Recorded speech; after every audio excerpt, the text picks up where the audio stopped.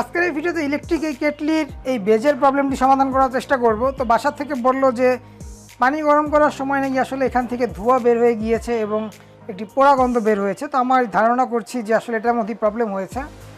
আর তারই প্রেক্ষিতে আমি প্রথমে এটা খুলে দেখব যে এটার মধ্যে কী ধরনের প্রবলেম হয়েছে, সেটা সমাধান করার চেষ্টা করব।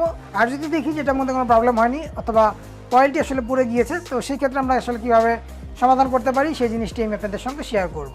আর শীতের মধ্যে আসলে এই ধরনের কেটলিগুলো খুব বেশি হেল্পফুল হয় পানি গরম করার জন্য এবং ব্যবহারও হয় প্রচুর পরিমাণ। যারই প্রেক্ষিতে আপনাদেরও হয়তো বা অনেকের এই ধরনের কেটলি রয়েছে বা যে কোনো ধরনের সমস্যার কারণে হয়তো বা কেটলিটি অকেজ অবস্থায় পড়ে রয়েছে। তো আপনারাও কিন্তু চাইলে আসলে আমার এই চ্যানেলে থাকা ভিডিওগুলোর মাধ্যমে আপনারা সমাধান পেয়ে যাবেন। তো ডিসক্রিপশন বক্সে আরেকটি লিঙ্ক দেওয়া থাকবে এই কেটলিটি নিয়েই, আপনারা চাইলে সেই ভিডিওটি দেখে নিতে পারেন। সেই ভিডিওটির মাধ্যমে 3টি জিনিসের সমস্যার সমাধান করে দেখিয়েছিলাম।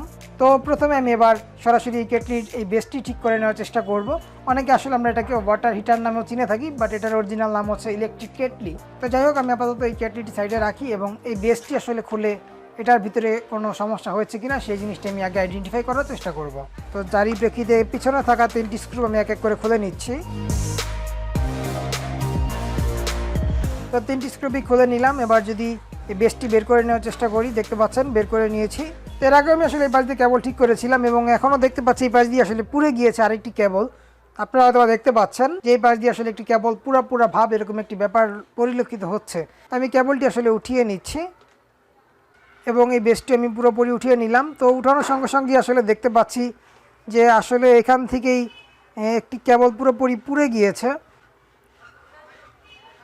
তো দেখতেই পাচ্ছেন আমি টান দিয়ে আসলে পুরোপুরি আসলে 2টি ভাগে বিভক্ত করে নিলাম, অর্থাৎ সম্পূর্ণ আসলে পুড়ে গিয়েছে এবং এই পাশ দিয়েও দেখতে পাচ্ছি যে পোড়া একটি ভাব রয়েছে।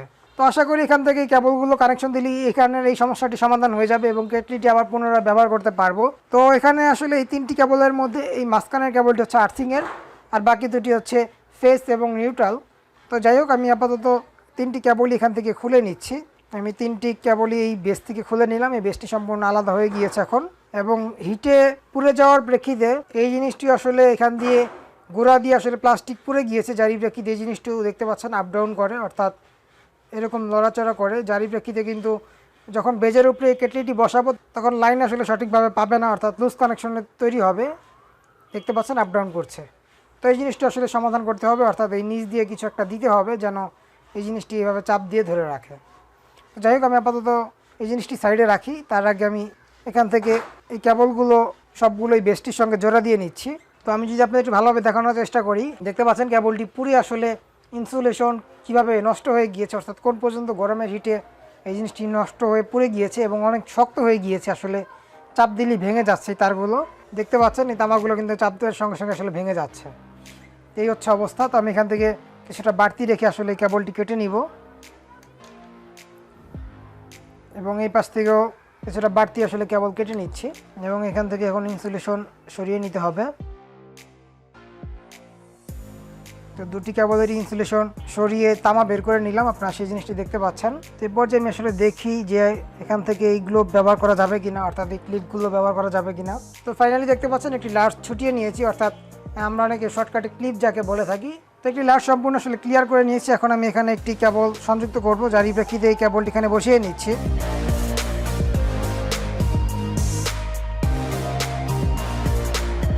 তো দেখতে পাচ্ছেন অলরেডি একটি লার্জের সঙ্গে এই কেবলটি সংযুক্ত করে নিলাম।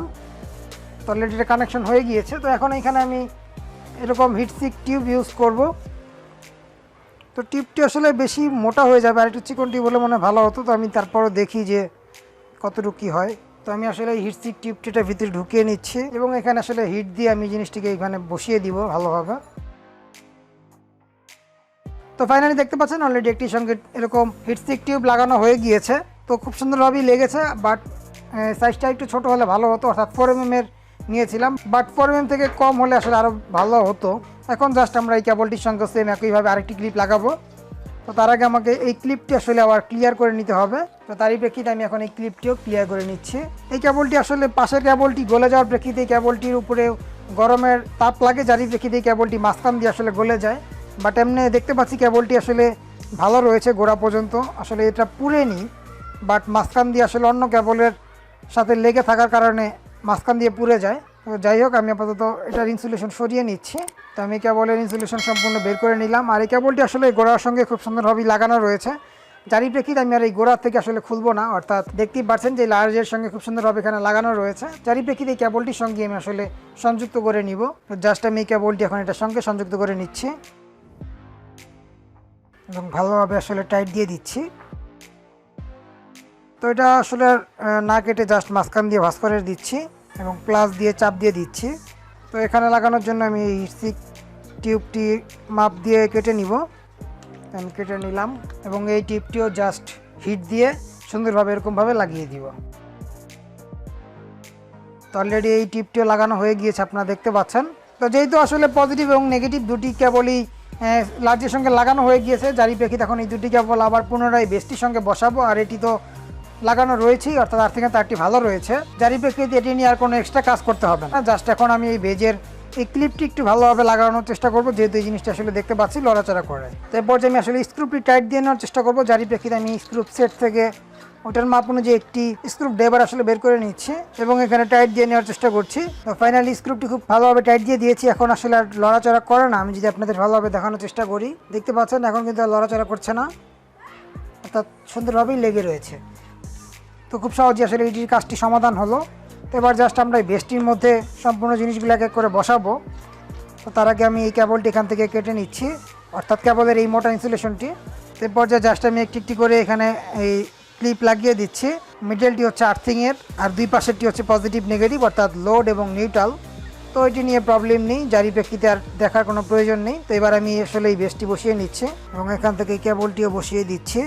তো ভিতরে থাকা কেবলগুলো খুব সুন্দরভাবে আসলে নিচের দিকে দিয়ে রাখছি, যেন উপরে পার্টি লাগানোর সময় কোনো প্রবলেম না হয়। তো ফাইনালি সবগুলো কেবল বসানো হয়ে গিয়েছে সুন্দরভাবেই।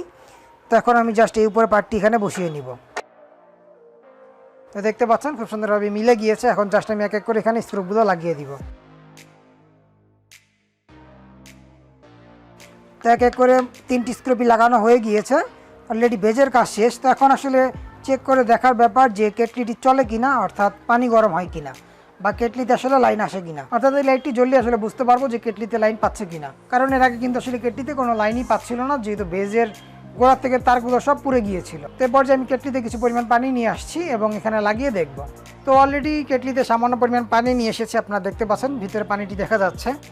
তো এরপর যে আমি আসলে এই বেজের সঙ্গে বসিয়ে লাইন দিয়ে দেখব যে আসলে এই কাজ করছে কিনা।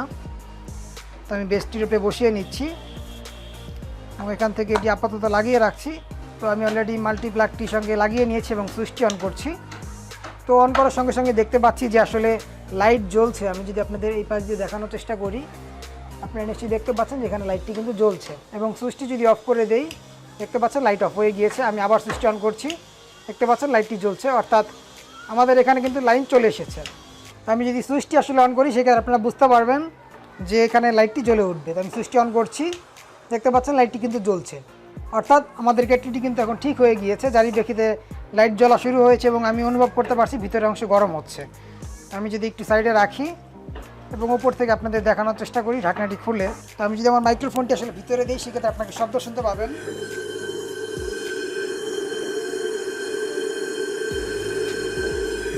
তো দেখতেই পাচ্ছেন যে আসলে শব্দ হচ্ছে এবং একটু ধোঁয়া ধোঁয়া ভাব আসলে বের হচ্ছে। আপনারা হয়তো ওইভাবে বুঝতে পারছেন কিনা জানি না, দেখা যাচ্ছে ধোঁয়া কিন্তু আসলে উঠছে, অর্থাৎ পানিটি কিন্তু যথেষ্ট গরম হয়ে গিয়েছে, যারই প্রেক্ষিতে ধোঁয়া ভাবটি দেখা যাচ্ছে। আমি আপাতত সুইচটি অফ করে রাখছি এবং এই জিনিসটা খুলে রাখছি। তো আপনারা বুঝতেই পারলেন যে আসলে খুব ইজিলি কিন্তু একটি কেটলি ঠিক করে ফেললাম। জাস্ট ভেজের সমস্যার জন্য পুরো কেটলিটি অচল হয়ে বসেছিল। আর শীতের মধ্যে আসলে এই ধরনের কেটলিগুলো খুবই বেশি হেল্পফুল হয়। তো যারই প্রেক্ষিতে আজকের এই ভিডিওটি তৈরি করার জন্য আপনারাও আসলে আপনাদের বাসায় পড়ে থাকা কেটলিটি খুব ইজিলি ঠিক করে নিতে পারেন।